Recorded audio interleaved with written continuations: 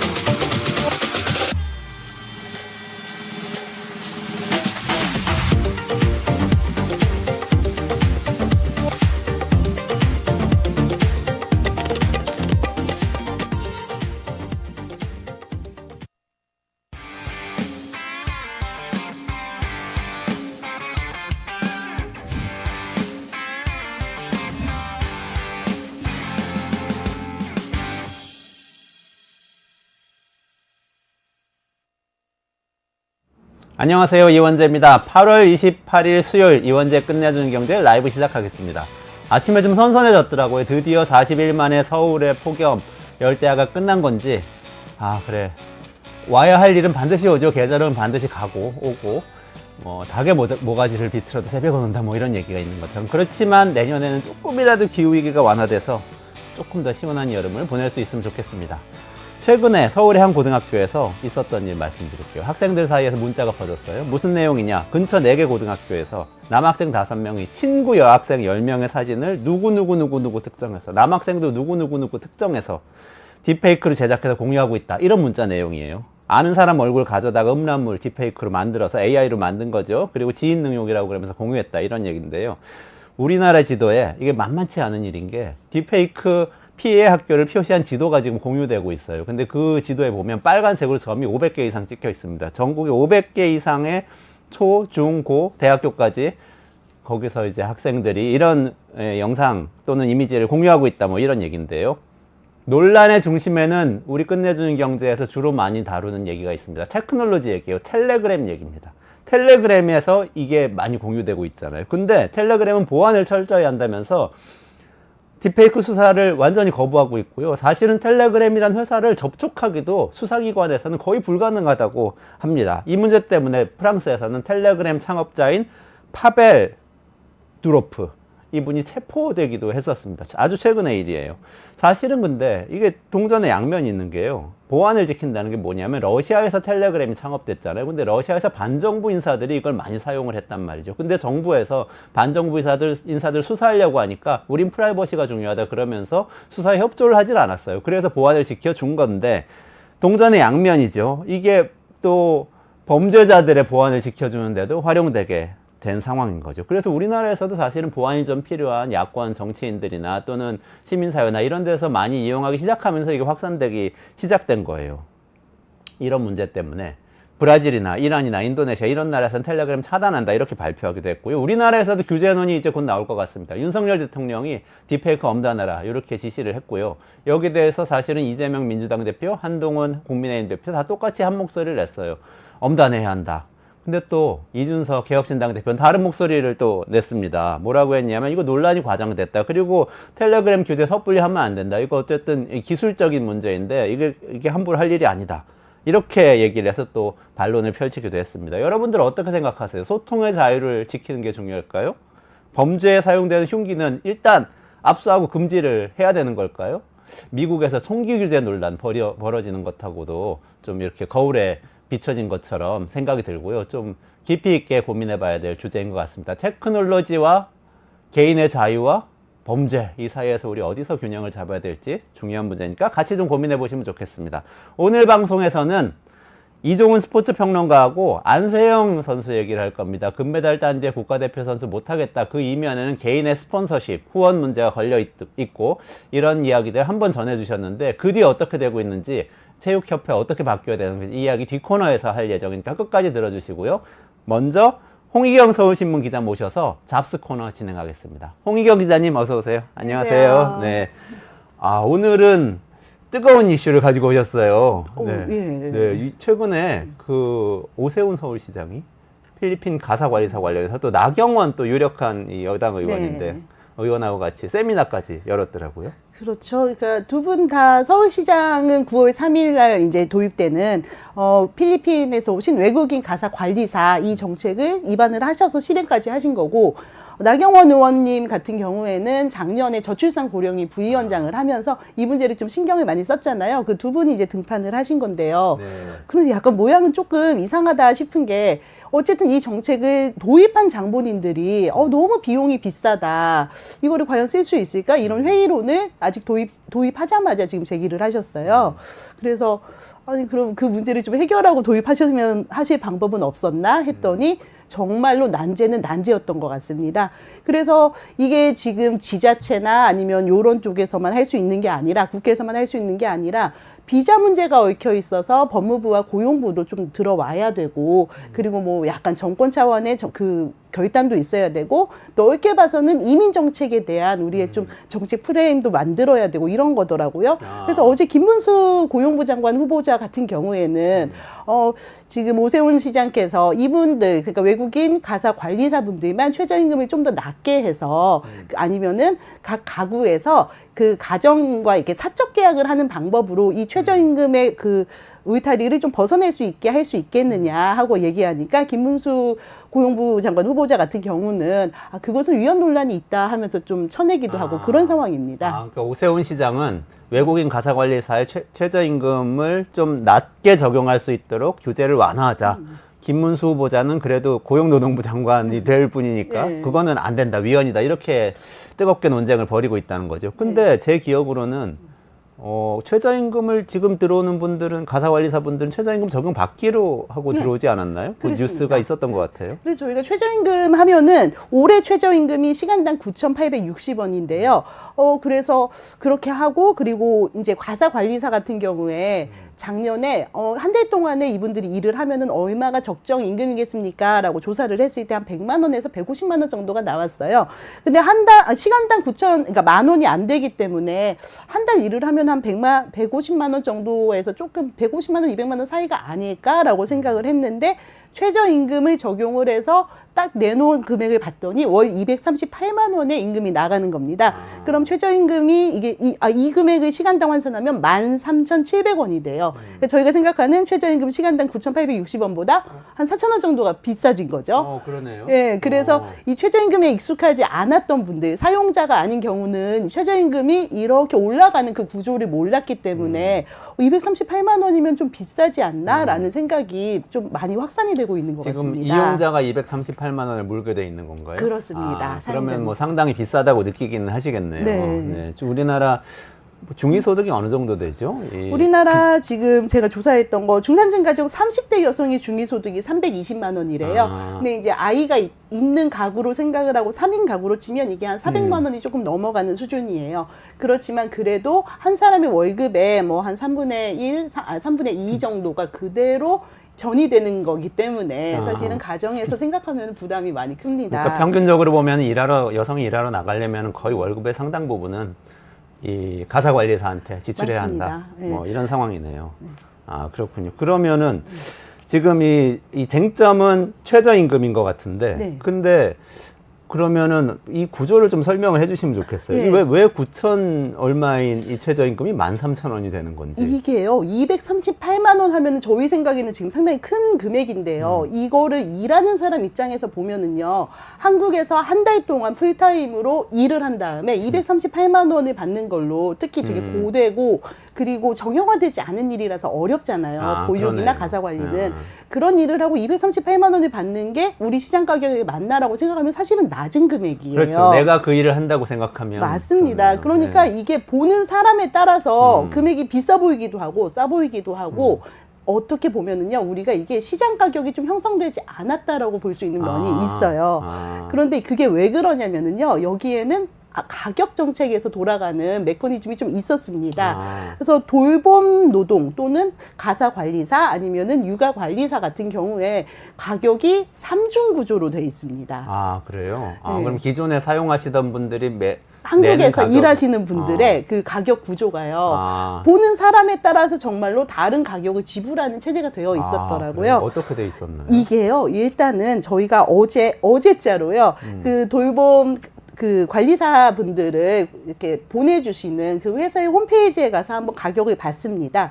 그러면은요, 그냥 민간에서 제가 1대1로 부탁을 해서 고용을 하면은요, 저기 표가 나오는데 4주에 약 283만 원이 나옵니다. 그런데 저거는 기본 비용이에요. 딱 계약에 정해진 일만 해주시는 일이라서 아무래도 가정에서는 좀 더 다른 일들이 많이 돌발적인 일이 생기기 때문에 그런 거를 생각하면은 한 300만 원 정도 이상이 부담이 됩니다. 그래서 제가 정말로 아이를 돌보기 위해서나 가사의 도움을 받기 위해서 관리사분을 고용을 한 달 동안 하면은 한 300만 원 넘는 부담이 진행이 되는 겁니다. 이게 시장에서 그냥 아무 개입 없이 형성된 가격이라고 봐도 될 것 같아요. 부담하는 할 수 있는 분은 많지는 않을 것 없습니다. 같습니다. 사실 예, 이렇게 할 바에는 다들 주변에서 그만두라고 하겠죠. 네. 그래서 실제로 많이 그만두고 또는 이 비용이 없으니까 이 비용을 마련하기 어려우니까 시댁이나 친정의 도움을 받아서 할머니나 할아버지들이 아이들이 돌봐주는 그런 조손 돌봄이 생기고요.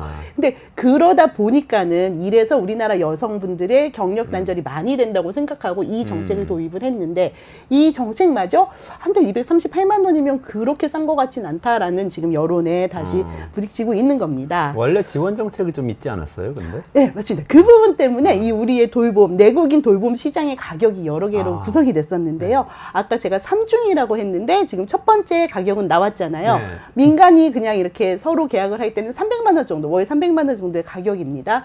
그런데 우리나라에서 출산을 하면은 약 60에서 한 80% 정도, 아니 70에서 80% 정도의 산모가 경험하는 서비스가 있어요. 아이를 돌봐주는 육아 돌봄 서비스입니다.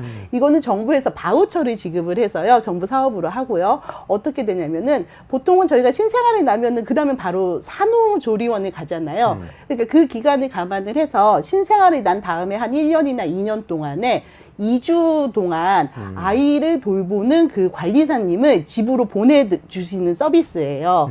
그런데 이거를 이용을 하면은 산모 입장에서는 2주 동안에 얼마를 부담한다면 41만 원을 부담을 합니다. 그러니까 매우 저렴한 가격이죠.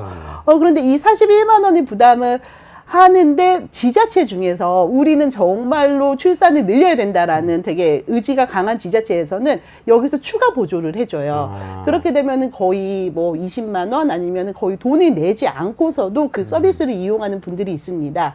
이거를 저희가 어쨌든 산모들이 또는 아이를 낳으면은 이걸 2주 동안 경험을 한번 해보는 거예요. 41만 원에 2주 동안의 도움을 받는 그 경험을 해봅니다. 이거를 월로 환산하면은 82만 원이 되잖아요. 네네. 그래서 제가 지난해 인식조사에서 필리핀 가사 관리사님이 오시면은 한 100만 원 정도의 월급이 적당합니다라는 인식조사가 나오는 거는 우리나라 인건비와는 안 맞는 이 인식조사가 나오는 건 사실 이 서비스를 이용해본 경험 때문에 발생하는 부분이 큽니다. 자, 그럼 300만 원의 시장이 있고 그다음에 정부 바우처가 들어갔을 때 가정에서 내는 돈은 월 82만 원이 있잖아요. 네네. 자, 그러면은 그 정부 바우처가 합쳐져서 이제 그 서비스를 해주시는 분들, 내국인 가사 관리사 또는 돌봄 관리사님들이 받는 돈은요, 아까 그 표에서 봤던 것처럼 월 283만 원 정도가 됩니다. 월 283만 원에서 일부를 공제하고 그렇게 받게 됩니다. 그래서 최저임금 아까 필리핀 외국인 가사 관리사보다는 조금 더 높은 한 네네네. 250만 원 정도를 월에 받게 되세요. 그런데 문제는 아까 서비스 단위가 2주였잖아요. 네. 그러니까 한 달 동안에 4주를 한다면은 이 돈을 받을 수 있지만 일감이 없어서 한 달 동안에 2주만 일을 하게 되면은요, 2주 동안은 표에서 보듯이 145만 원 중에서 일부를 공제하고 지급을 받게 됩니다. 보통 일감이요, 한 석 달 정도 하면 4주 정도 일을 하신대요. 그렇게 되면은 그냥 받는 액수만 따지면 물론 일을 그만큼 안 한 거긴 하지만은 최저임금보다 못한 월급을 받을 때도 있어요. 그런데 이번에 들어온 분들은 그래서 이렇게 3중에 가격이 이제 마지막 가격이 이겁니다. 실제로 공급하시는 분들은 내국인들 같은 경우 최저임금이 안 되는 임금으로 사실상 일을 하고 있는 경우도 생기는 거예요. 이게 내국인 역차별 얘기가 나오는 게 이 부분인데요. 그러네요. 예, 네. 왜냐면 필리핀 가사 관리사분들 같은 경우에는 4주 동안 일을 하는 게 보장이 되잖아요. 네, 내국인은 네, 네. 보장이 지금 안 되거든요. 네. 그러다 보니까는 이쪽에서 봐도 불만, 저쪽에서 봐도 불만. 그리고 그냥 가장 많은, 이 중에서 숫자가 가장 많은 가정에서 보기에는 어쨌든 비싸다. 방법이 없을까? 이렇게 얘기가 나오고 있습니다. 그러니까 그 238만 원이 적정한 건지 아닌 건지에 대해서 보는 시각이 그 서비스를 활용하려고 하는 이 부모님들하고 네. 또 가사노동 실제 종사하고 계신 분들하고 또 다 시각이 다르겠네요. 어떤 분 맞습니다. 너무 높다, 어떤 분 너무 그리고 낮다 그럴 수 있고. 그리고 이건 약간은 지금은 추정이지만은 지금 이 필리핀에서 온 가사 관리사 분들의 30에서 40%를 강남에서 서울 강남 지역에서 이제 활용을 하신다고 하잖아요. 아, 근데 그래요? 아까 네. 제가 말씀드렸던 3중의 그 가격 구조에서 민간 시장에 맡겼을 때 가격 300만 원 이걸 부담하는 그 가구 역시 강남에 좀 많이 몰려 있었습니다. 아. 그러니까 300만 원으로 이제 내국인 가사 관리사의 도움을 받던 입장에서는 이번에 필리핀에서 오신 분들의 가격은 매우 합리적인 가격 인하가 되는 거예요. 아, 그러네요. 아, 그런 효과가 또 있네. 그러니까 다들 좀 혼란스럽긴 한데 사실 오세훈 시장이 계속 이야기했던 것은 홍콩이나 싱가포르나 이런 다른 나라에 네. 그런 데서는 100만 원 정도면 서비스 받을 수 있다. 이 얘기 계속 했었던 것 같아요. 네, 어제 간담회나 세미나 이런 공식적인 곳에서 나오는 거 보니까는 싱가포르는 48만 원에서 71만 원, 홍콩은 월 83만 원 이 정도라고 해요. 그런데 사실은 이거 조금 들어가 보면은 꼭 그렇지는 않습니다. 여기에는 알려지지 않은 그림자 비용이 좀 숨어 있어요. 그런데 이 부분은 이게 엄청나게 크게 비자를 바꾸거나 아예 체계를 바꿔야 되는 부분이라서 이 부분 조금 미루고 일본의 사례부터 좀 말씀을 먼저 드리고 싶어요. 왜냐면 일본이 저희랑 좀 비슷했거든요. 일본은 2017년에 우리랑 똑같이 최저임금을 적용해서 외국인 가사 관리사 제도를 도입을 했습니다. 그래서 한국에서와 다르게 근데 이 제도가 논란이 별로 일으키질 않았어요. 오히려 이용 가구 수가 2017년에 599가구였는데 2020년에 5,518가구로 늘었고요. 일본은 이 제도를 늘릴 생각입니다. 그런데 그러면 무슨 차이가 있지? 왜 반발이 없었지? 했더니 지금 화면 나갔던 주유수당에 문제가 있었습니다. 주유수당이요. 일본의 최저임금 체계랑 한국의 최저임금 체계가 달라요. 그러니까 저희가 보면은 지금 저 위에 있는 그래프는 시간당 아래가 시간당 최저임금에 대한 그 수치예요. 그렇게 네네. 보면은 일본이 우리보다 시간당 최저임금이 좀 더 높게 나타나는 느낌이 나잖아요. 지금 환율 저희가 환산을 안 해놔서 그렇기는 한데. 네네네. 그런데 월급으로 따지면은 우리나라가 일본의 최저임금을 이미 역전을 한 상태입니다. 자, 그거는 왜 그러냐면은 저희는 최저임금에 주유수당을 넣기 때문이에요. 일주일에 15시간 이상 일을 하면은 이 사람이 휴일에도 비록 일은 안 하지만 어느 정도 벌이가 있어야지 생활이 된다고 생각을 하고 하루치 임금을 더 가산을 해줍니다. 그게 이제 주유수당이고 그렇기 때문에 저희는 아까 시급이 올해 최저임금이 시급으로는 9,860원인데 월 주유수당이나 이런 거를 모두 환산을 해가지고 또 간접 비용도 환산을 해가지고 시급 이번에 필리핀 외국인 가사 관리사님들이 시급이 13,700원 이렇게 4,000원이 더 높아지잖아요. 네네. 그런 효과가 사실은 최저임금에 깔려있는 제도였던 겁니다. 일본에는 주유수당이 없고요. 네. 근데 최저임금의 주유수당 이렇게 일주일에 하루씩 더 쳐주는 거는 네. 그러면 우리나라만 그런 건가요? 아닙니다. 그 주유수당을 하는 곳도 있고, 해주는 곳도 있고, 반영하지 않는 곳도 있는데요. 반영하는 곳은, 한국과 스위스, 대만, 멕시코, 브라질, 콜롬비아, 터키 등이 있어요. 그리고 이 주유수당을 반영하지 않는 곳은요, 일본, 미국, 호주, 그리고 유럽 국가 대부분이 반영을 하지 않습니다. 이거는 뭐 역사적인 임금 체계라든지 저희는 호봉제가 좀 많았고 이런 여러 가지 역사적인 맥락이 들어있기는 한데 지금 와서 딱 잘라보면은요, 주유수당이 없는 곳이 일본은 조금 특이점이 있는 곳인데 미국, 호주, 유럽, 여기가 사실은요, 외국인 근로자가 아주 많이 유입돼서 일을 하고 그런 약간 다민족 국가까지는 아니더라도 외국인의 그 근로가 상당히 오랜 시간 정착되어 있는 곳들입니다. 일본은 오히려 엄청 폐쇄적이었죠, 그렇죠. 오랫동안. 네, 일본은 그렇지 않아요. 그러니까 일본은 약간 예외적인 사례기는 한데요. 근데 그래서 이 최저임금이 이렇게 나라마다 주유수당이 반영된 곳, 반영되지 않은 곳으로 나뉘면서 이 최저임금이 되게 독특한 경계선을 하나 긋는 게 있는데요. 주휴수당에 따라서요. 어떤 거냐면은요.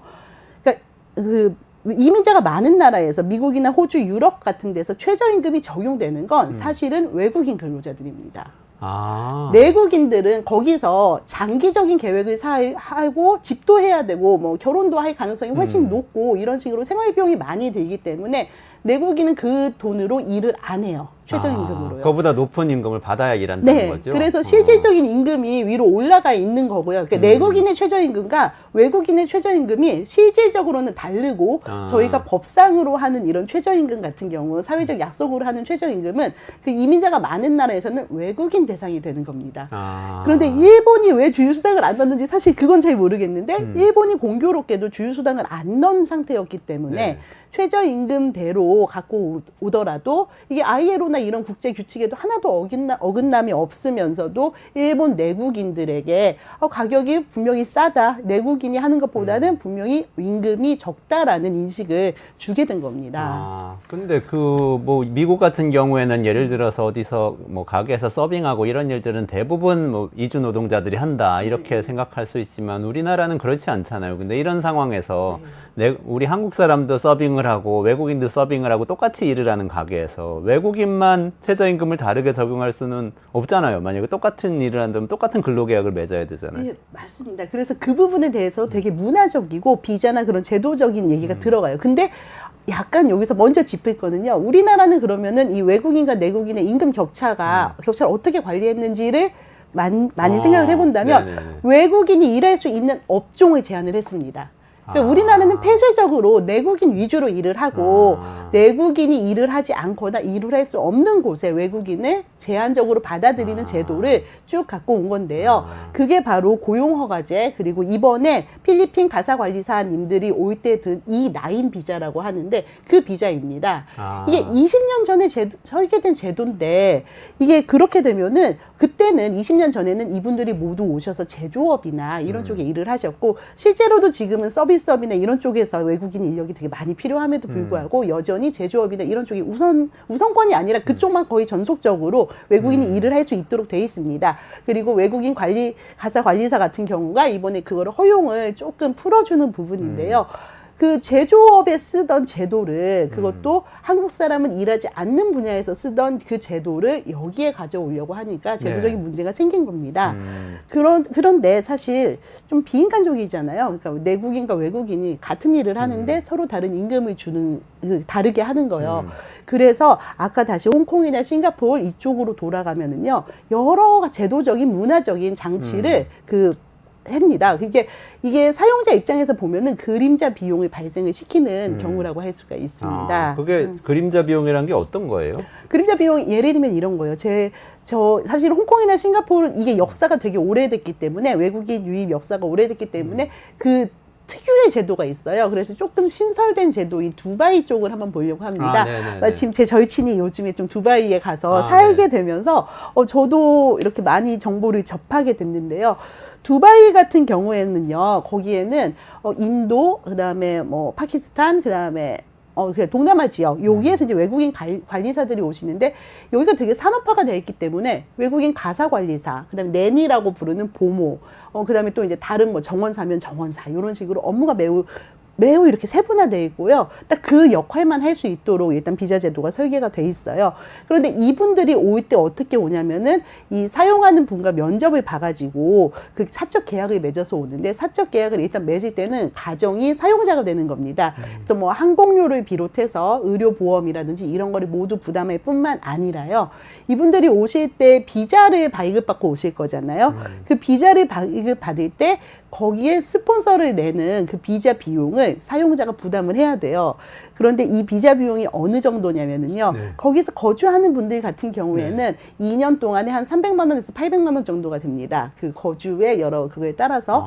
근데 약간 단기 체류하는 경우라면요. 2년 동안에 약 1,000만 원 정도의 비자 스폰서비를 그러니까 비자비를 납부를 해야 돼요. 그러니까 임금만 부담하는 게 아니고 아닙니다. 추가로 내야 될 게 있네요. 네, 맞습니다. 그리고 그리고 주로 이제 입주하시니까는 네. 그 뭐 거주 비용이라든지 물론 그 거기는 집이 그렇게 다 설계가 돼 있어서 같이 살도록 설계가 돼 있다고 하더라고요. 네. 네, 그래서 그렇게 할 수 있지만 그렇게 작동을 하고요. 그러니까 뭐 모든 제반 비용들을 사실상 사용자가 그 사내 복지를 해주는 것처럼 다 비용을 부담을 하게 되어 있어요. 그리고 이거는 이제 정부 공공 영역에서 나타나는 규제고요. 민간에서도 예를 들면은 어느 건물의 주인이 우리는 뭐 이 비자를 받은 사람들만 이 가정의 가사관리사로 쓸 수 있다라는 식으로 민간 공동체에서 규제를 하면은요.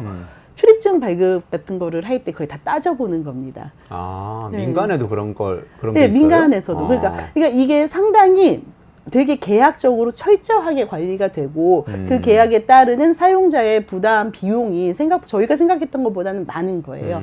그래서 지급되는 금액은 지금 40만 원에서 80만 원 정도로 적지만 사실상 이분들이 오셔서 거기에서 그 생활을 하면서 고물가나 그런 스트레스를 받지 않으면서 일을 하고 그 비용을 송금할 수 있고 이런 식의 체제가 갖춰집니다. 아, 그렇군요. 그래서 그러면은 결과적으로 들여야 되는 비용은 두바이나 지금 우리나라의 필리핀 가사관리사나 비슷하게 되는 건가요? 지금 저희가 뭐 한 3배다, 4배다 이렇게 얘기를 했는데 그 정도는 아니고 한 80% 정도 수준. 그래도 거기가 체계화가 돼 있기 때문에 네네네. 그리고 그 약간 대략 그렇게 되면은 사실 시장이 개방되는 것과 같은 효과잖아요.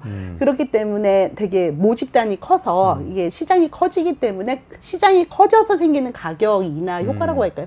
이거 사람의 인건비라서 가격 인하라고 하기는 그런데 그런 인건비 저희가 효과가 아마 생길 겁니다. 그리고 더 재밌는 부분은 이런 거를 할 때요. 그 동남아시아 또는 그 서남아시아의 여러 나라들과 국가 대 국가 차원에서 비자의 문제이기 때문에 이 부분의 조건 같은 거를 다 협상을 합니다. 그러니까 국가 대 국가로 들어오는 겁니다. 이것은 외국인 근로자들이. 그런데 우리나라 같은 경우는 지금 어떻게 한 거지? 서울시에서 한 거잖아요. 그러니까 저도 그거를 과정을 잘 모르겠어요. 그래서 한 그게 100명 정도가 지금 시범 사업으로 오신 건데 아마 이제 100명이 와서 이렇게 잘 하시는 모습을 보면 실제로 정말 전문적인 교육을 받고 들어오시는 분이기 때문에 매우 만족도가 높고 이런 식의 그렇다면은 이게 물꼬를 터서 제도가 늘어나고 이런 걸 아마 생각을 하셨을 수도 있을 것 같아요. 그리고 사실은 그렇게 시범 사업이라도 해보자라고 좀 이 정책을 추진하는 쪽에서 좀 움직였던 거는 우리나라의 제도가 사실은 외국인 가사 관리사를 들여오기에 모든 제도가 막혀 있다고 보는 게 옳을 것 같습니다. 김문수 위원장 같은 경우가 최저임금 차등 적용 나오니까는 딱 위헌 논란이 있다라고 말씀을 맞아요. 하셨잖아요. 네네네. 이게 실제로 사건이 들어가서 지금 현재에서 심리 중이에요. 그러니까, 그래요? 네, 헌법재판소에서? 헌법재판소에서요. 위헌 소송인가요? 그런데 헌법재판소에서 심리할 수 있는 거는 현재 돌아가는 사건을 이렇게 올려야지 앞으로 이렇게 되면은 헌법에 위배됩니다. 이거를 심리하진 않으니까 지금 들어가 있는 것은 일괄적인 최저임금을 고시한 것은 헌법에 위배되지 않습니까? 왜냐면은 이거를 내신 분은 요렇게 청구인은 요렇게 말씀하셨어요.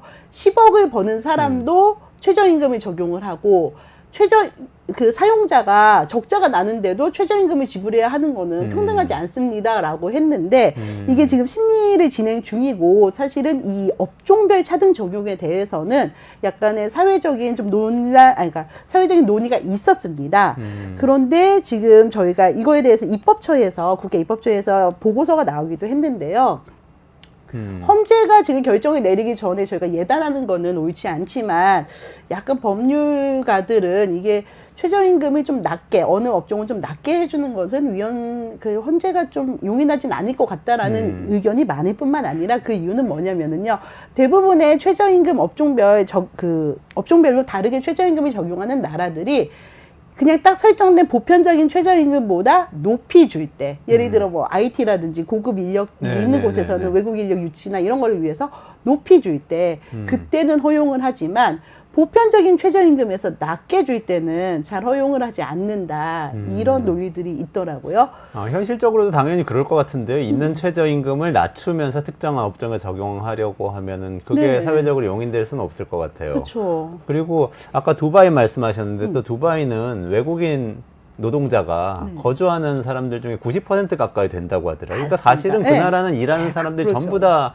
외국인 노동자이기 때문에 그분들 뭐 이 업종 저 업종을 배치를 해서 거기서 어떤 임금을 받으면 좋을까를 국가가 이렇게 고민을 할 수 있지만 맞습니다. 우리는 지금 우리 카페에서 편의점에서 우리나라 청년들이 다 놀고 일하고 있잖아요. 그렇죠. 예. 그러면은 예를 들어서 편의점이라는 단순하고 뭐 사무실에서 하는 일은 복잡하니까 편의점에서 일하는 사람 최저임금 덜 받으세요. 그러면 이게 사회적으로 수용이 될 수가 없을 것 맞습니다. 같아요. 그러니까 이게 사실은 노동시장 개방이 얼마나 돼 있는지랑 그다음에 그 비자 제도가 얼마나 유연하게 움직일 수 있는지가 쟁점인데 지금 시범사업 100명으로 왔을 때는 그런 우리나라의 탄탄한 노동 규제를 벗어나서 예외를 만들기는 사실은 조금 어려운 상황입니다.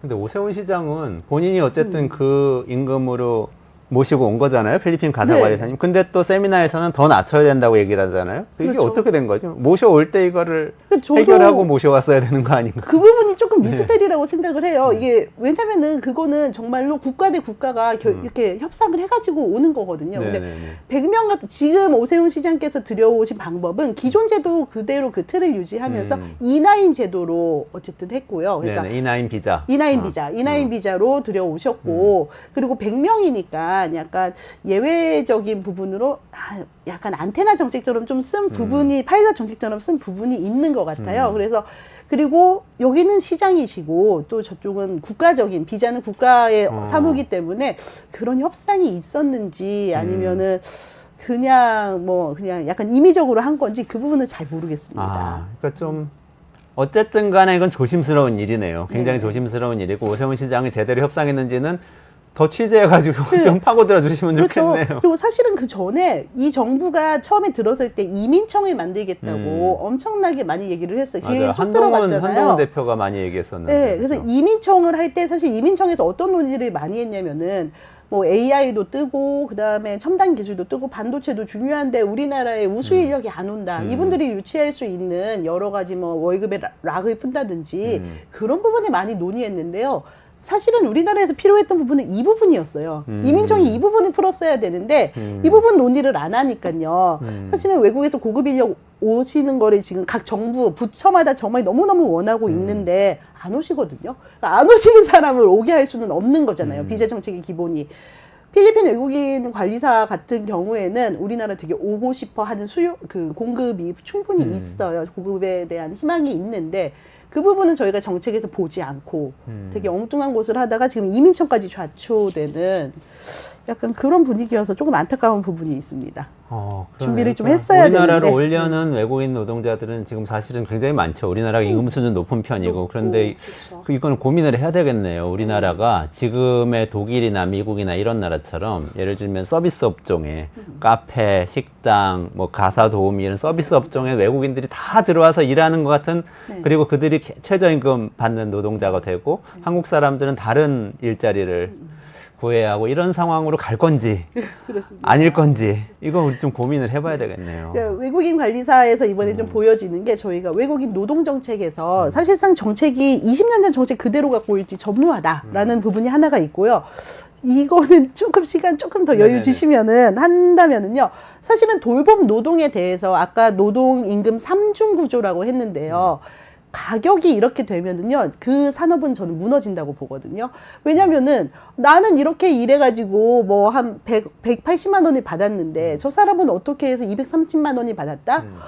이 직업 자체를 하고 싶어 하지 않을 거거든요. 근데 그렇게 되면은. 가사 노동자는 지금 그런 상황이라고 그런 말씀 주셨는데 네. 다른 직업도 그런 게 있어요? 사실은요, 이게 지금 전혀 그렇지 않았던 직업에서 나타나가지고 지금 네. 조금 시간이 더 부탁을 드렸는데요. 의사입니다. 의사요. 지금 의대 파업, 의대 이제 정원 논란이 6개월이 되면서 뭐 응급실 뺑뺑이도 나오고 뭐 전문의님들 다 나가고 하잖아요. 근데 이거 사실 잘 살펴 보면은요, 명과 암이 있습니다. 명은 어느 쪽이냐면은 2차 의료기관이에요. 지금 그쪽은 응급실도 잘 가동이 되고, 그리고 되게 환자들이 많이 그쪽으로 가시고 한다는 거잖아요. 그런데, 그러면서, 그리고 3차 의료기관에서는 모두 사람들이 다 빠져나가서 지금 개원을 한다든지 여러 가지 이제 더 이상 좀 돌이킬 수 없는 그런 직업 이동이 시작이 됐는데, 어떤 일들이 생기냐면은요, 3차 의료기관에서는 일단 진료는 봐야 될 거 아닙니까? 뭐 신규를 안 받더라도 예약 진료를 받아야 되니까는 임상만 하는 의사를 2차나 아니면은 1차 의료기관에 있던 전문의들을 막 이렇게 긴급하게 쓸 거 아니에요? 네네네. 고용을 하는데 이분이 지금 부르는 게 값이래요. 아. 그래서 이분들 같은 경우가 거기서 오랫동안 일하면서 그 장기 고용 계약을 하면서 오랫동안 일한 교수님들보다 임금이 높아지는 역전 현상이 벌어지고 있고요. 아, 그러니까 대학병원 같은 데서 임상 의사를 2차 의료기관에서 네. 그러니까 큰 개인 병원일 수도 있고 네. 모시고 올 때 네. 원래 있던 교수님보다 더 높은 월급을 네. 준다. 그렇죠. 그리고 반면에 2차 의료기관은 지금 현금 흐름이 좋잖아요. 그리고 전문의들은 3차에서 막 나오기 시작을 하잖아요. 인재 유치를 하기 위한 최적의 기회인 거예요. 그래서 네. 지금 아마 그런 현수막들 여러분들이 좀 이제 많이 보셨을 것도 같아요. 뭐 현대 아산에 있던 누구 오셨다라는 현수막 같은 거, 지금 의사들의 이런 이동이 아. 3차에서 2차로의 직급 이동이 약간 급별 이동이 생기고 있는데 3차가 어려운 거는 환자도 많고 수술도 많고, 근데 이건 사실 좀 보람되고, 근데 여기에 연구 논문도 많이 써야 됐어요. 2차 같은 경우에도 역시 환자도 많고 할 것도 많은데 연구 논문 부담을 안 줍니다. 왜냐면 2차 병원은 그거 가지고 경쟁을 하지 않거든요. 네네. 이렇게 되면은 이분들은 월급을 올려서 2차 병원에 간 다음에 일은 연구 논문을 안 쓰고 이런 식의 이런 또 표준 모델이 나오는 거예요. 그러니까 지금 이 의료 대란이 물론 환자 입장에서 봐도 너무나 대혼란이긴 하지만 의사들의 직업 체계에서도 임금 구조가 다 무너지고 있기 시작하는 그 전초전이 되는 겁니다. 이렇게 되면은 아까 제가 돌봄 서비스에서 어떤 변화도 줄 수 없고 막 이렇게 정말 딱 그 잼된 상황에서 막 가는 것처럼 그렇게 묘사를 했는데, 우리 사실 의사 같은 경우는 공공재 성격이 강한데, 물론 돌봄도 공공재 성격이 강하고요. 이 부분에서 저쪽은 너무 정부 개입을 해서 돌봄은 너무 정부 개입 때문에 의사는 반대로 정부가 방치하는 바람에 또는 정부가 뭔가 대치하는 바라에 이런 문제가 생기고 있어서 좀 안타깝습니다. 대형 병원의 전문이면 연봉이 얼마나 돼요? 혹시 아세요? 그때 뭐 의료대란 처음 생길 때는 뭐 몇십억 얘기 나왔잖아요. 네네네. 근데 또 의사 선생님이 그렇지는 않다고 하고.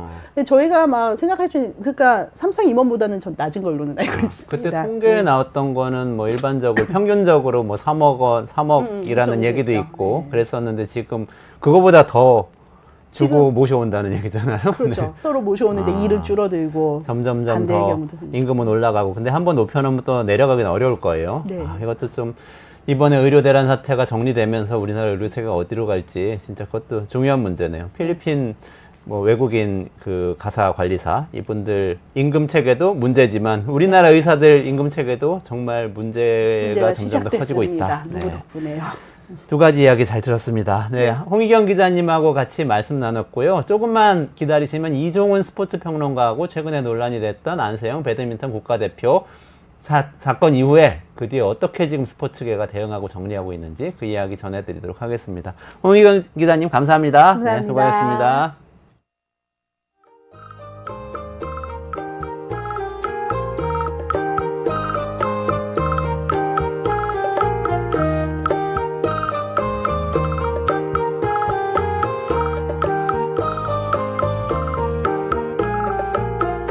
에서 이종훈 스포츠 평론가 모시고요. 안세영 선수 국가대표 더 이상 못하겠다 이렇게 얘기했던 사태가 있었는데, 그게 뭐 개인의 후원이나 뭐 기업과 이 스포츠 협회 관계 이런 여러 가지 복잡한 문제들을 담고 있었다고 합니다. 이 이야기 깊이 있게 좀 들여다보려고 모셨습니다. 안녕하세요. 어서 오세요. 안녕하세요. 네. 네.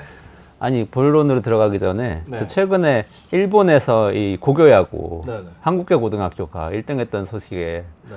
너무 뿌듯해가지고요. 아하, 교토국제고 소식. 네네네. 고시엔인데 이게 큰 의미가 있는 거죠? 어떻게 보세요? 한국에 계신 분들이 생각하는 것보다 훨씬 더 큰 의미가 있을 거예요. 아, 그러니까 그래요? 네. 일본에서 이제 전국 고교 야구 선수권 대회는 봄철에 한번 열리고 여름에 한번 열리는데 이 두 개를 이제 봄의 고시엔 그리고 여름의 고시엔이라고 부르거든요. 근데 네. 여름의 고시엔은 일본의 야구 소년들이 모두가 꿈꾸는 로망입니다. 근데 우승이 꿈이 아니고요. 그 고시엔 무대를, 여름의 고시엔 무대를 밟아보는 것.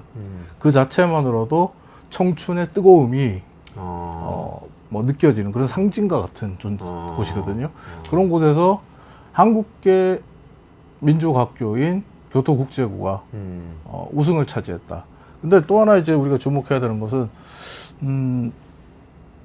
교토국제고의 우승에 대해서 일본 언론들도 지금 그렇게 쓰고 있지만 있을 수 없는 기적에 가까운 얘기거든요. 아, 그래요? 무슨 말이냐면 교토국제고는 시설이라든지 환경이 다른 일본의 기타 뭐 고교 야구팀과 비교했을 때 비교가 안 될 정도로 열악합니다. 한마디로 뭐 이런 표현이 적합한지 모르겠지만 듣도 보도 못한 환경에서 야구한 친구들이에요. 어떠냐면요. 잠깐 그 훈련 환경을 소개해드리면 교토국제고 같은 경우에서 좌측 펜스 거리가 70m 그리고 우측 펜스 거리가 60m예요. 이건 뭐냐면 치면 다 넘어가요. 외야가 없다는 뜻이에요. 어떻게 보면. 보통 몇 미터 됩니까? 보통 120m 정도 120m. 공부하죠. 110m, 120m를 공부하는데 그러다 보니까 교토국제고 학생들 같은 경우에 야구의 기본이라고 할 수 있는 외야, 내야의 연계 수비 훈련을 할 수가 없어요. 그리고 선수들이 롱토스를 하기보다는 주로 원바운드로 이제 공을 던지는 훈련을 많이 하고. 왜 그렇죠, 그거는? 원바운드 구장이 좁으니까 선수는 60명 가까이 되는데 네네네. 구장은 좁으니까 결국 긴 거리를 던질 수가 없잖아요.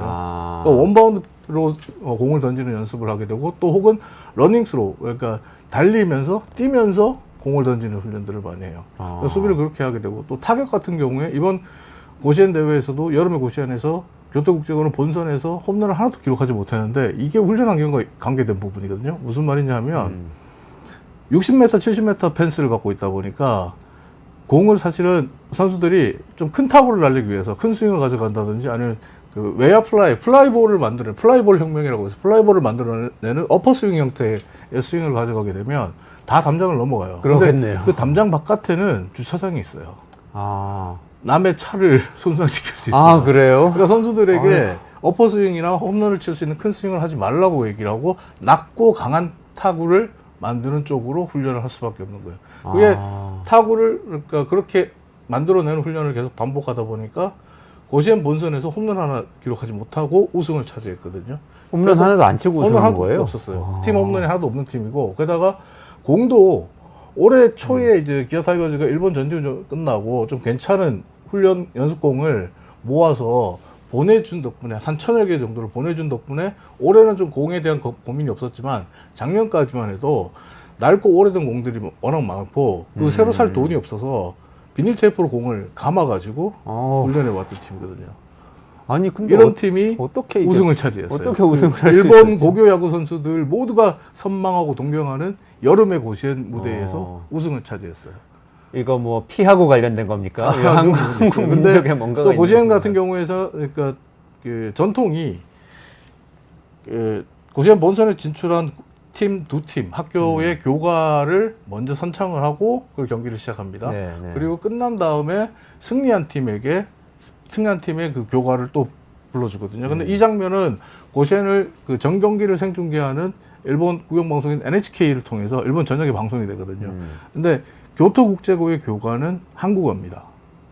그러니까 동해바다라고 시작하는 동해로 시작하는 그러니까 한국어고 일본이 용납하지 못하는 동해 그런 단어가 들어가 있고 한국의 민족 학원, 한국의 학원 이런 단어들이 들어가거든요. 근데 한국어가 나옵니다. 그러니까 그 NHK 중계를 할 때 교과가 한국어다 보니까 한국어 자막이 나오고 밑에 일본어 자막이 번역 자막이 나와요. 그러니까 그 자체만으로 해도 일본에 거주하고 있는 우리 제일 한인 동포들 입장에서는 어마어마한 감격이고 그 교토국제고의 고시엔 본선 진출만 해도 자부심인데 우승을 했으니 얼마나 큰 감동과 감격 그리고 또 자긍심이 솟아날 수밖에 없는 그런 장면이었겠습니다. 아니 그렇게 열악한 환경인 것도 환경인데 사실은 저희가 알기로는 일본은 고교야구 저변이 우리나라하고는 비교할 수 없을 정도로 많고 수많은 고등학교에서 또 일반 학생들도 포함해서 많은 학생들이 운동을 하는 그런 환경이라고 들었어요. 우리나라하고는 굉장히 부활동이라 그래서 그러니까 우리하고 다르게 이제 그 학원 체육이 우리는 좀 엘리트 체육 위주로 형성이 된다면 일본은 원하는 학생이면 누구나 다 부활동을 통해서 체육 활동을 할 수 있도록 돼 있죠. 야구 같은 경우에도 이제 아까 말씀드렸지만은 일본에서 야구를 하는 소년들이 모두 여름의 고시엔 본선 무대를 밟아보는 게 꿈이라고 하잖아요. 그냥 이건 꿈이에요. 그러다 보니까 일본에서는 지금 좀 줄어가지고 예전에 4,000개가 넘는 야구팀이 있었는데 고교 야구팀이 있었는데 지금 한 3,800여 개 정도 되는 팀이 있는데요.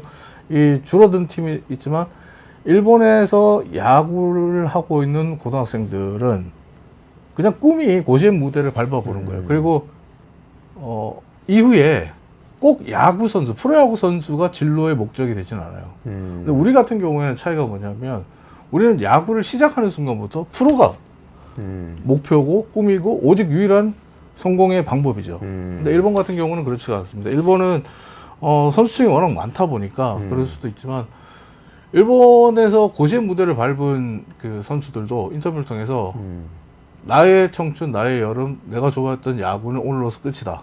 이런 얘기를 한 친구도 상당히 많아요. 네네네. 이제 나는 그냥 다른 진로를 선택하겠다는 거죠. 그리고 이제 또 일본에서 야구가 이렇게 또 많은 인기를 끌고 있는 것 이유 중 고교야구가 인기를 끌고 있다 보니까 사실 고교야구 선수들이 취업이 잘 된다 그래요.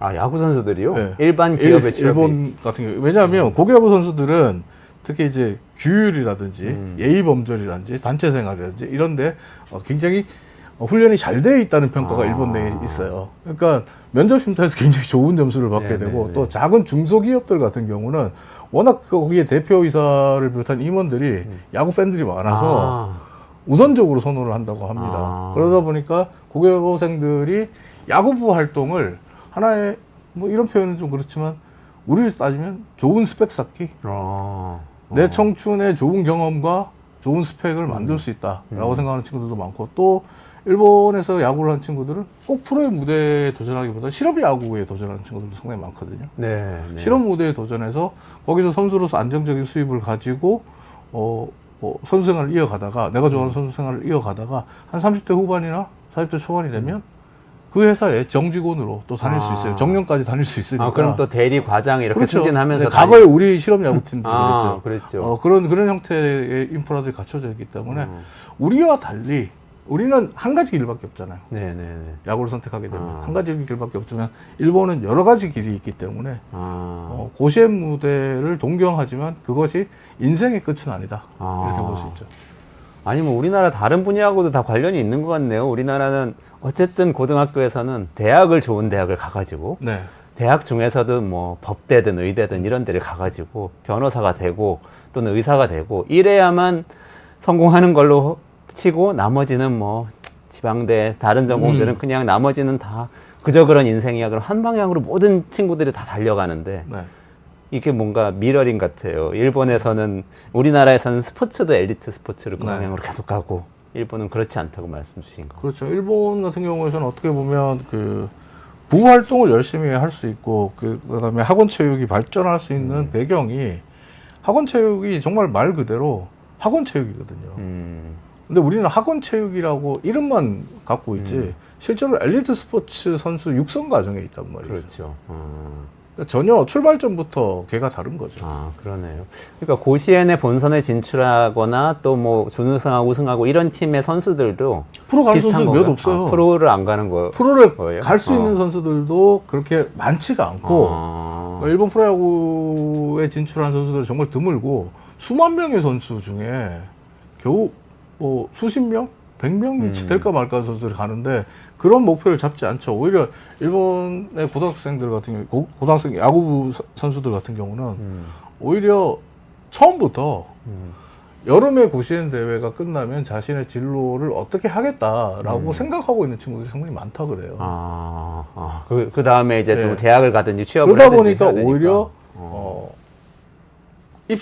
입시 시즌이 된 고3 우리 지금 고3도 야구부 활동을 하면서 입시 준비를 한다든지 아니면 야구부 활동을 하면서 자기가 이후에 졸업을 하고 났을 때 어떤 진로를 선택하겠다라는 생각을 갖는다든지 이런 것들이 분명하다는 거죠. 근데 우리 같으면은 그런 상황이면 야구를 그만둘 것 같은데요. 그게 굉장히 다른 점이네요. 다르죠. 공부도 해야 되고 취업 준비도 해야 되는데 그러니까 말 야구까지 해야 그대로 되면. 체육 활동인 거예요. 학원 체육 활동. 근데 사회적으로 또 그걸 인정을 해주는 학원 거고. 체육 활동이고 우리 같은 경우는 그 시간에 공부를 해야지 되거나 아니면 공부할 시간이 어딨어 운동해야지. 그렇죠. 둘 중에 하나거든요. 양자택일인데 네.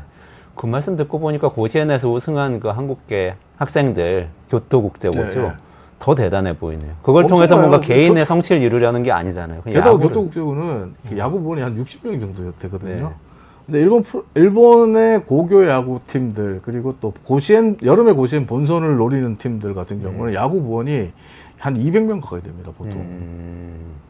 선수 1군부터 4군까지 있어요. 네. 아, 엄청나게 많네요.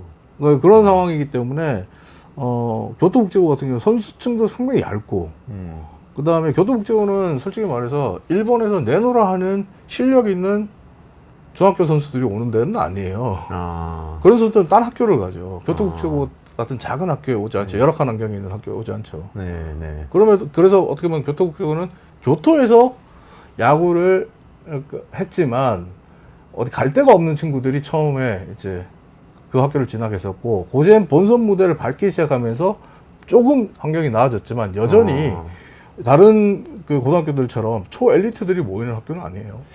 너무 옛날 얘기지만 공포의 외인구단 뭐 이런 만화도 생각이 나고요. 그거과도 연계시킬 수 있는 슬램덩크 부분이 뭐 이런 있어요. 것도 생각이 나고 농구지만. 사실은 어떻게 보면 이게 만화에서는 나올 법한 이야기거든요. 일본에서도 만화에서는 나올 법한 이야기인 게 교토국제고가 1999년에 야구부를 만들기로 결정하는데 야구부를 만든 이유가 1947년에 이 학교가 민족 그 교육을 위해서 출범한 학교다 보니까 제일 한인 동포들의 민족 교육을 책임지기 위해서 만든 학교다 보니까 억압과 차별의 역사로 볼 수 상징 같은 억압과 차별의 이 상징 같은 학교였거든요. 그러다 보니까 99년에 폐교 위기에 몰립니다. 재정 난원을 인해서 학생도 오지 않고 재정도 열악하다 보니까 폐교 위기에 몰려서 학교의 이름을 좀 알리고 학생을 좀 더 모집하기 위해서 야구부를 만들어요. 그래서 2000년부터 야구부 활동을 해요. 그리고 24년이 지난 지금 네.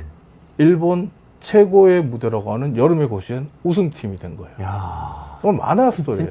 진짜 만화 같은 얘기네요. 일본의 야구 만화를 그리는 분들은 제가 볼 때 교토국제고를 모델로 해서 새로운 만화 분명히 나온다고 봅니다. 아, 그렇겠네요. 영화도 나올 수 있겠고 기대가 됩니다. 아, 너무나 자랑스럽네요. 근데 그 일본의 스포츠계 좀 부럽다는 이야기 하다 보니까 또 우리나라를 되돌아보게 되는데요. 지난번에 안세영 선수 배드민턴의 이 금메달리스트의 발언에 대해서 한번 다뤄주셨는데 네네. 굉장히 분석을 잘해주셔서 저희가 감동을 많이 받았거든요. 네. 그리고 그 말씀이 다 맞았어요. 결국에는 이 구조적으로 기업과 스포츠 선수의 관계 그리고 협회와 스포츠 선수의 관계 이 문제를 구조적으로 풀어야 한다고 그렇게 말씀 주셨는데 안세영 선수가 지금 또 발언을 이어가고 있죠. 그래서 지금 정부에서도 대응을 하겠다고 나오고 있는데 지금은 어떤 상황이라고 보세요?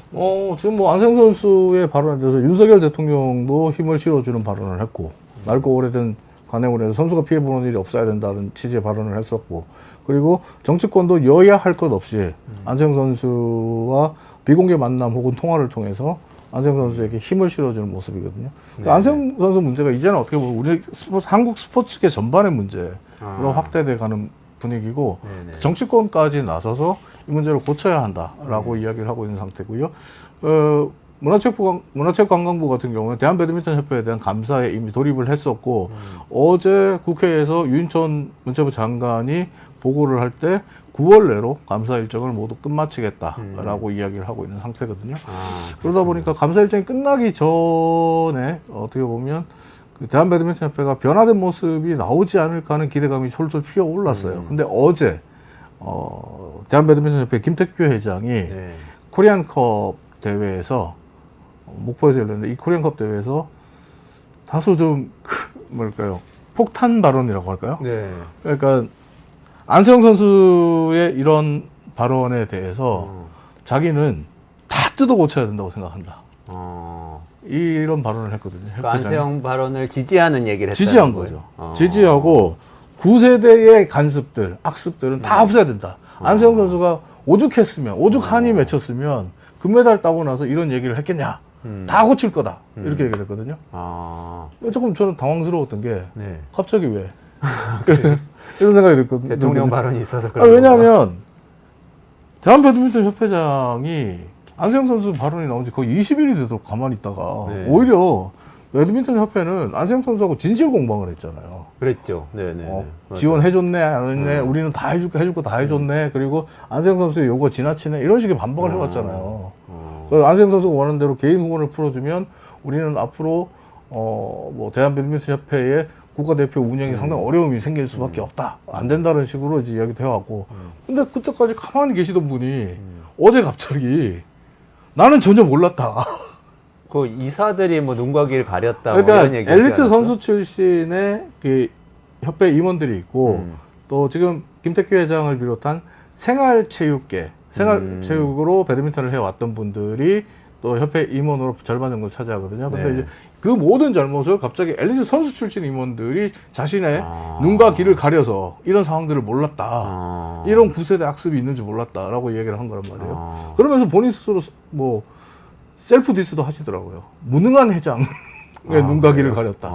이런 얘기를 하는데 좀 너무 뜬금없다라는 생각도 좀 들면서도 한편으로는 위기의식이 확실히 느끼고 있구나 하는 모습을 좀 엿볼 수 있었죠. 그러니까 지금 문제가 불거진 거는 지난번에 지적해 주신 대로 스포츠 선수의 개인 후원하고 관련된 논쟁이었던 걸로 저는 이해를 했는데요. 그게 맞습니까? 맞죠.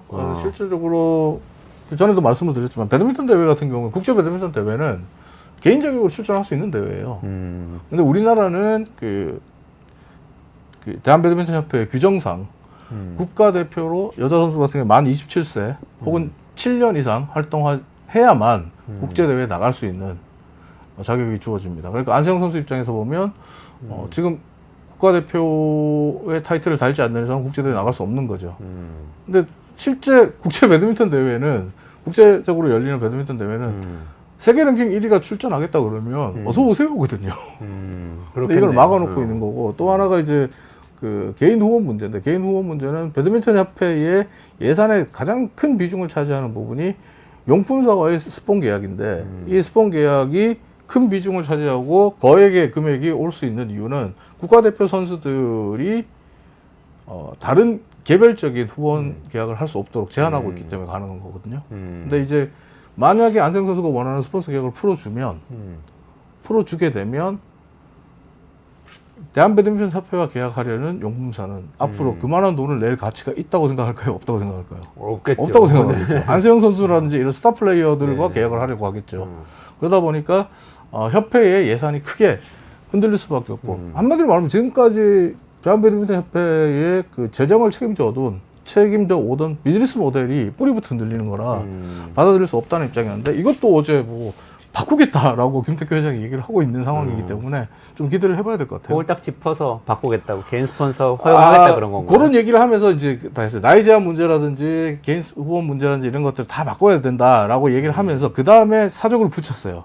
하지만 이 문제는 대한체육회를 비롯해서 다른 또 경기단체들과의 상황들을 조율하면서 풀어야 된다라고 붙였는데 이게 사족이라고 제가 표현드리는 건 뭐냐면 대한체육회나 다른 경기단체에서 이런 규정이 없습니다. 대한배드민턴협회만 갖고 있는 규정이에요. 그러니까 대한배드민턴협회가 의지를 갖고 있다면 바꿀 수 있습니다. 근데 배드민턴협회에서 원래 얘기했던 이야기 중에는 이런 것도 있지 않습니까? 예를 들어서 그런 걸 풀어주면은 안세영 선수 같은 스타 선수는 개인 후원을 많이 받고 더 성장할 수 있고 좋겠지만 우리가 계약을 하면은 그 돈을 가지고 후배를 육성을 하거나 그런데 투자를 하기 때문에 요건 좀 조심스럽게 접근해야 된다 이런 얘기도 하지 않나요? 네, 맞아요. 그러니까 쉽게 풀 수 있는 문제가 아니다라는 입장이 과거부터 계속 이어져 왔던 것이 바로 그 문제거든요. 그러니까 대한민국에서 배드민턴은 인정할 건 인정해야 됩니다. 비인기 종목입니다. 그리고 많은 선수층을 보유하고 있는 종목도 아닙니다. 그런 측면에서 본다면 대한배드민턴협회에서 보면 꾸준히 유망주를 발굴하고 유망주들을 육성 지원해주는 그런 자금이 필요합니다. 그러니까 유망주들에게 국제대회를 출전시켜준다는 비용이라든지 이런 것들도 다 감당해줘야 되고 아까 배드민턴 대회가 국제대회 같은 경우에 개인 자격으로 출전할 수 있다고 했는데 개인과 국가대표로 출전하는 차이는 딱 한 가지입니다. 비용을 누가 되느냐. 개인 자격으로 출전하면 개인이 돼야 되지만 국가대표로 출전하면 협회가 되는 거죠. 근데 이 어린 유망주들 같은 경우 개인 자격으로 사비를 들여서 이런 대회에 출전하기 좀 어렵지 않겠느냐 이런 것들을 국가대표를 발굴하고 육성하는 시스템을 갖추는 대한배드민턴협회가 좀 자금의 여유를 갖고 재정적인 후원을 받으면서 이렇게 가는 게 맞지 않냐 이런 그래서 대한민국 배드민턴의 미래를 생각한다면 이게 맞지 않느냐라고 하는데 해왔는데 문제는 이제 시대가 변했잖아요. 시대가 변하면서 아니 전체를 위해서 개인의 권익이 침해당하는 것이 옳은가라는 하두가 이제 던져진 거죠. 그러네요. 그 하두에 대해서 사실은 머리를 맞대고 협의점을 찾아야 됩니다. 언제까지 사실 예전부터 제가 주장해왔던 게 대한배드민턴협회가 언제까지 스타 플레이어들의 인기에 기대서 후원금을 받아서 운영하는 이 구조로 대한민국 배드민턴을 책임지겠다고 얘기할 거냐. 바뀌어야 한다. 후원에 다각화라든지 여러 가지 루트를 찾아야 된다. 이런 얘기를 했는데 이제 그 시기가 된 것 같습니다. 후원의 다각화나 그런 다른 루트 이렇게 말씀을 주셨는데 최근엔 저는 요즘 인기 폭발인 게 또 신유빈 선수거든요. 탁구에서 이게 탁구 신동으로 시작해가지고 오랫동안 또 방송 활동하면서 인기를 축적해온 측면도 있지만 어쨌든 이번에 올림픽에서 굉장히 좋은 모습을 많이 보여줬고 태도 면에서도 실력 면에서도 그랬고 그래서 광고 모델 요청이 막 쏟아지고 있다고 그래요. 신유빈 선수 같은 경우는 이런 게 이제 어떻게 보면 스포츠 선수 개인의 경제 활동인 셈인데 이런 것들이 이제 활성화되는 방향으로 풀려야 되는 건가요? 이런 생각도 좀 드는데 어때요? 안세영 선수 문제는 이 문제하고 좀 달라요. 다른 게 뭐냐면 안세영 선수에 대해서는 이런 얘기를 합니다. 만약에 안세영 선수가 금메달을 따고 문제 제기를 하지 않고 작심 발언을 하지 않고 침묵했더라면 안세영 선수야말로 이번 파리올림픽의 최대 수혜자가 될 수 있었다. 왜냐하면 그 이전에 많은 기업들과 광고계에서 안세영 선수에게 러브콜을 보낼 준비를 해오고 있었거든요. 이번 올림픽에서 삐약이 신유빈 선수가 먹방 요정이 되면서 많은 광고를 받고 있지만 실제로 안세영 선수는 이번 파리올림픽 직전부터 가장 유력한 금메달 후보였기 때문에 광고계의 러브콜이 대기하고 있는 상태였어요. 근데 작심 발언이 터져 나왔죠. 그러면서 대한배드민턴협회와의 갈등을 넘어서 한국체육계 전반의 문제가 됐죠. 이러면서 기업들이 오히려 이제 부담감을 느낀 거예요. 안세영 선수를 광고 모델로 쓰는 데에 대해서. 그래서 일각에서는 제가 2주 전에, 한 3주 정도 되는 거네요. 광고계에 계신 분 한 분하고 얘기를 했는데, 자기가 볼 때 안세영이 이번 발언 하나로 놓친 CF 금액이 한 20억 이상은 될 거다. 20억 이상이요? 네, 최소한 20억은 될 거다. 이렇게 얘기를 하더라고요. 근데 안세영 선수 입장에서는 그것보다 잘못된 간행들, 이런 거 고치고 또 개인으로 그 운동선수로서 본인이 이루고 싶은 목표를 이룰 수 있도록 여건들, 환경들을 바꿔주기를 바랬던 거죠. 그렇군요. 구조적인 좀 다른 계획을 얘기입니다. 그러니까 돈만 그러네요. 생각했다면, 안세영 선수가 진짜 돈만 생각했다면 저는 침묵했다고 봅니다. 광고로 볼 수 있거든요. 그렇죠. 지금 신유빈 선수 사례처럼, 오상욱 선수 사례처럼 광고를 볼 수 있거든요. 그걸 안 한 거거든요. 구조적인 문제를 좀 발언을 하고 싶었다 이렇게 봐야 되겠네요. 그렇죠. 그러니까 돈 때문에 본인이 그런 게 7년 아니고. 동안 뭐 참아왔던 말을 하겠다라고 하는 건데 돈이라는 측면에서 본다면 침묵하고 광고 모델 하는 게 나아요. 그렇겠네요. 20억 손해봤다고 네, 하니까 근데 좀 안세영 마음이 선수 아픈데. 입장에서는 본인이 세계 랭킹 지금 1위잖아요. 여자 단식 세계 랭킹 1위잖아요. 그러니까 세계 배드민턴 역사에 큰 족적을 남기는 챔피언으로서의 그 욕심이 있는 거예요. 그러네. 돈 올림픽 욕심이 금메달리스트는 그 정도는 해야죠, 사실. 네, 돈 욕심이 아니라. 맞아요. 네, 그것을 가로막고 그 꿈을 이루는데 어떻게 보면 발목을 잡는 우리의 오래되고 낡은 간행들을 좀 바꿔주십사 하는 이야기를 한 거거든요. 그러네요. 아까 배드민턴 협회를 넘어가지고 그러면 그 전체 스포츠계에 대한 또는 뭐 체육협회에 대한 비판을 이렇게 넘어가고 있다고 말씀드렸는데 그건 어떤 부분인가요? 낡은 관행이라고 하면 좀 추상적으로 들리기도 하는데. 실제로 낡은 관행들이 다 존재하죠. 낡은 관행들이 지금 많이 개선되고 부분적으로 개선되어 오지만은 안세영 선수가 뭐 그런 빨래 논란도 있었잖아요. 선배들 방청소 문제 이런 것들 선후배 간의 위계 질서는 종목을 가리지 않고 분명히 다 존재합니다. 그리고 어린 선수가 선출에 진천 선수에 입촌하게 되면 참 고독하고 외롭고 힘듭니다. 다 인정해야 되는 부분인데 이런 것들이 좀 바뀌어야 될 부분도 있겠고 또 하나 이제 어떻게 보면 안세영 선수가 얘기하듯이 이제 대표팀의 선수들에 대해서 모든 경기 단체들이 최상의 지원과 최상의 그 선수 보호를 위해서 노력하고 있다고 얘기하지만 정작 선수들이 느낄 때는 부족함이 있을 수 있거든요.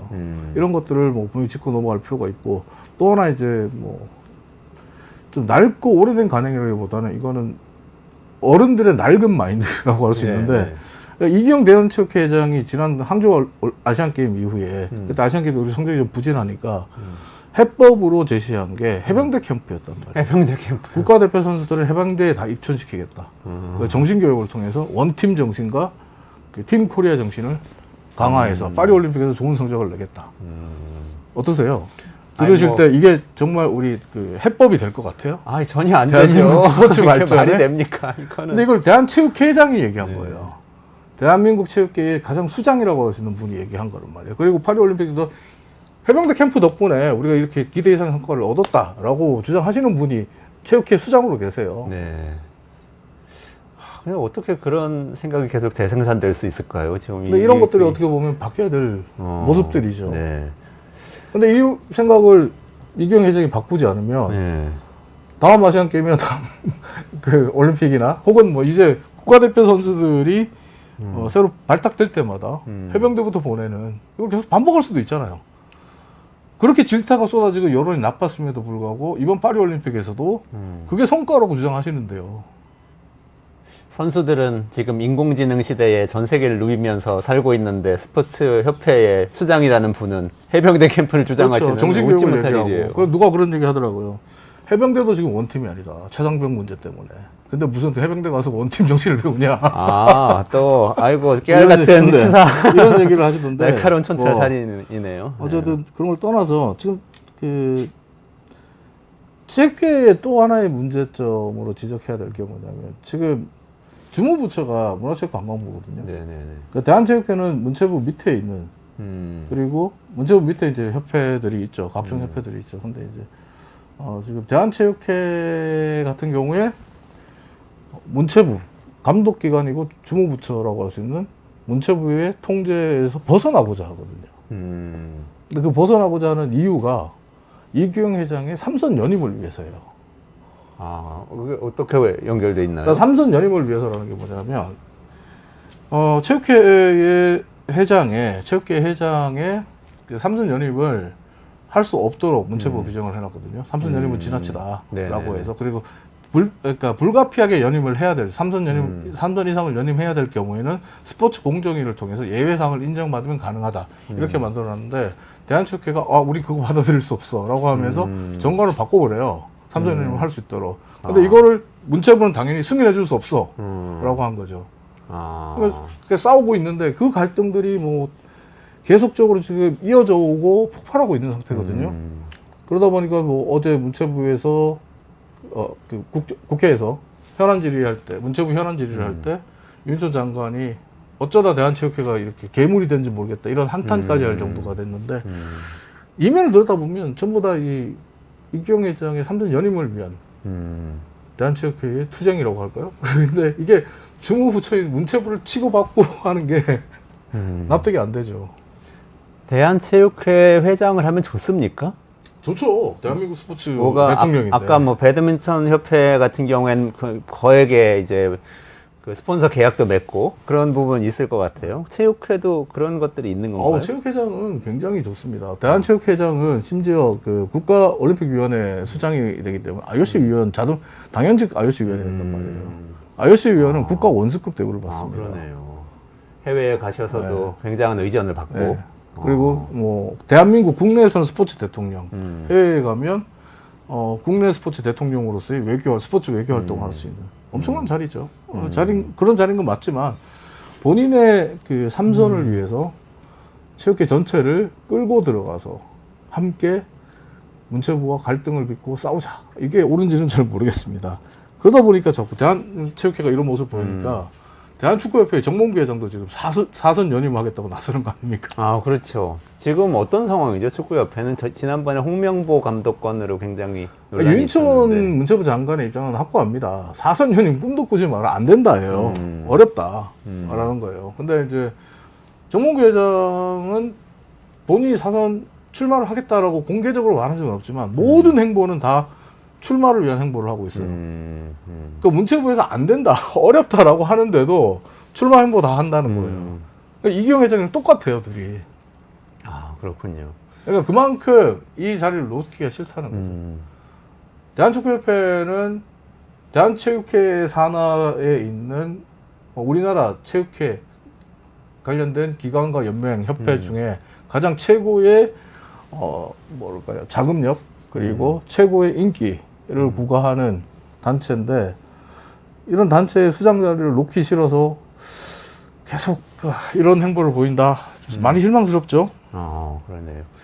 기업인들하고 이런 협회들하고 관계도 저는 좀 궁금한데요. 정몽규 회장 같으면 이제 현대가 그 재벌 일가잖아요. 네. 그래서 이제 명분은 항상 축구협회를 맡으면 그 기업이 스폰서를 통해서 그 종목이 활성화되도록 돕겠다. 그러면서 이제 기업하고 이 협회들과의 관계가 이루어지는 거잖아요. 그래서 축구협회는 그렇잖아요. 축구협회에서 대한체육회, 대한민국에서 이제 대한축구협회 같은 경우에 정몽규 회장이 사제를 출연한 거에 대해서 다른 뭐 양궁협회나 이런 데서 보면 이게 그거밖에 안 냈어. 아, 그래요? 그거밖에 안 내고도 회장해요. 그렇게 될 수 있어요. 많이 안 내나요? 많이 안 냈어요. 그리고 최근에 이제 그 기업이라고 해서 정몽규 회장이 그 대표로 있는 회장으로 있는 그 아이파크 같은 경우에 현대 산업개발 현산 같은 경우에 최근에 협회에 스포츠 계약을 놓고 들어왔어요. 4선 연임 불가론이 나왔을 때, 그리고 클린스만 위약금 누가 내줘 이 얘기 나왔을 때, 정몽규 책임론이 나왔을 때 기업이 그때 후원 들어왔거든요. 얼마 안 돼요. 그러니까 사실 정몽규 회장이라든지 정몽규 회장이 수장으로 있는 그 기업이 대한축구협회에 그동안 금전적으로 기여한 바는 별로 크지 않다. 이렇게 보셔도 돼요. 그리고 뭐 배드민턴 협회 같은 경우는 임원들 후원금 0원, 빵원인데요. 임원들이 기여하는 건 없이 없어요. 공자리만 차지하고 네. 권한을 행사하고 있다 이렇게 볼 수도 그래서 있겠네요. 이게 지금 얘기하는 기업의 CEO가 혹은 기업의 장이 어떤 그 열악한 스포츠 경기단체의 수장을 맡아서 후원을 해주고 그걸 키운다라는 거는 그 좋은 모델은 양궁협회, 현대차가 있는 양궁협회, 그리고 SK텔레콤이 후원사로 있는 그 펜싱, 그리고 과거에 20년 동안 하나가 지원해줬던 사격연맹. 공교롭게도 이번 올림픽에서 다 잘한 그러네요. 종목들. 이런 데는 돼요. 하지만 다른 경기단체는 그렇지가 않습니다, 지금. 그러니까 이게 일반화될 수 없는 부분이다, 이렇게 볼 수 있죠. 그러네요. 지금 배드민턴 협회에서 시작해서 대한체육회, 축구협회 다 짚어주셨는데 좀 앞으로 어떻게 풀려가야지 제일 바람직한 모습일까요? 일단은 제가 볼 때는 그 안세영 선수 문제는 어느 정도 이제 가닥이 잡혀갈 것 같습니다. 일단 우리 사회의 분위기 그리고 정치권까지 이렇게 나선 마당에서 안세영 선수의 요구를 나 몰라라 할 수 없는 게 지금 배드민턴계의 입장이고요. 분명히 풀려갈 것 같고, 이제 가장 한치 앞으로 알 수 없는 거는 이경 대한체육회장과 문체부의 갈등. 이건 어떻게 될지 모르겠어요. 그러니까 이 결과에 따라서 소위 이제 이경 회장이 어떤 돌파구를 찾아서 그 문체부를 누르고 삼선 연임에 도전할 수 있는 길이 열린다 그러면 대한축구협회의 정몽규 회장도 나도 할래요 할 수 있거든요. 근데 이 문제는 누가 이길지 어떻게 될지 잘 모르겠습니다. 솔직히. 왜냐하면 상식적으로 보면 문체부의 압승으로 끝나야 돼요. 그게 상식이에요. 그렇잖아요. 그렇죠. 주무부처. 네. 그러니까 회사로 치면은 상관이 부하에게 지시를 했는데, 혹은 회사가 어떤 직원에게 너 다음에는 다른 업무를 해라. 이 업무에서 빠져라. 라고 지시를 했는데, 나 못해. 라고 들어받는 거거든요. 이게 사실 있을 수가 없는 얘기잖아요. 결말은, 이런 상식적인 결말은 승자가 회사가 될 수밖에 없는 거잖아요. 근데 지금 구조는 그렇지 않아 보이거든요. 그러다 보니까 뭐 별별 음모론이 다 나오고 있어요, 지금. 그 문체부를 넘는 줄이 있는 게 아니냐, 이경 회장에게. 뭐 그런 얘기들까지 나오고 있고, 뭐 별별 이야기들이 다 나오고 있는데, 대한체육회 이기영 회장의 삼선 연임을 둘러싼 문체부와 대한체육회 이 갈등이 어떻게 풀리느냐가 앞으로 내년 2025년 이후에 이 대한민국 체육계의 또 하나의 그 큰 변수가 될 수 있다, 이렇게 보시면 돼요. 지금 대한체육회하고 이런 스포츠 관련 협회들은 예전에 권위주의 정부 시절에 이렇게 정부가 만든 많았죠. 것들이죠. 네. 그게 다른 나라들하고는 좀 다른 거죠. 민간 스포츠인들이 자발적으로 만들어서 뭔가 정부에게 건의하기 위해서 만드는 게 보통은 이제 민간협회를 그렇게 생각하잖아요. 이제 민간협회를 시작했는데, 네. 이제 그 정부가 우리는 이제 독재 시대를 거치면서, 권위주의 시대를 거치면서 많이 개입을 했고, 그 개입한 이유가 사실 엘리트 체육인들을 양성하고 올림픽 같은 국제 무대에서 메달을 따기 위해서였거든요. 그렇군요. 근데 그러다 보니까 생활체육이 도외시됐죠. 네. 그래서 지금은 생활체육을 강조하자고 하는데 여전히 마인드와 행태는 과거에 구태를 답습하고 있으니까 그게 달라지지 문제였군요. 않는 거죠. 그래서 대한민국의 생활체육과 엘리트 체육의 동시 발전이 잘 안 되고 더딘 이유죠. 아, 국가는 민주화되고 시장은 글로벌화 됐는데 네. 체육계는 아직 권위주의 시절에 머물러 있는 부분이 많다. 네. 특히 협회가 그렇다. 네. 그런 진단이시네요. 네. 아, 너무 많이 배웠습니다. 이종훈 스포츠 평론가님한테 오늘 스포츠계의 이 낡은 문제인 체육회와 협회 문제에 대해서 안세영 선수의 작심 발언을 계기로 한번 짚어봤는데요. 이원재 끝내주는 경제 매일 11시에 진행을 하니까요. 내일 저는 다시 라이브로 찾아뵙고요. 오늘 말씀 여기까지 들어야 될 것 같습니다. 감사합니다. 네, 평론가님하고 같이 여기서 인사드릴게요. 고맙습니다.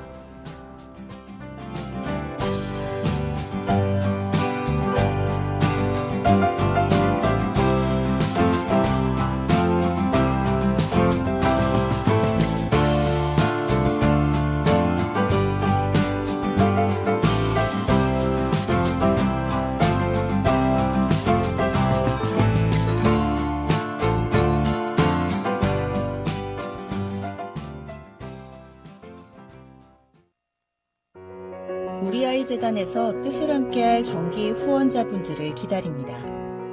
우리 아이 재단은 한반도 어린이를 위한 재단입니다. 배고픈 어린이들에게 영양 가득한 국수를 보내고 영유아 자폐 조기 검사 지원, 베이비박스의 이유식 정기 배달, 중증장애 및 취약 아동들을 지원하고 있습니다. 따뜻한 손길을 이어주는 분들께 우리 아이 팔찌와 감사 선물을 드립니다. 지속적인 지원을 통해 더 많은 어린이들에게 도움을 줄 수 있도록 정기 후원자가 되어주세요. 후원 문의 02-2128-3344, 2128-3344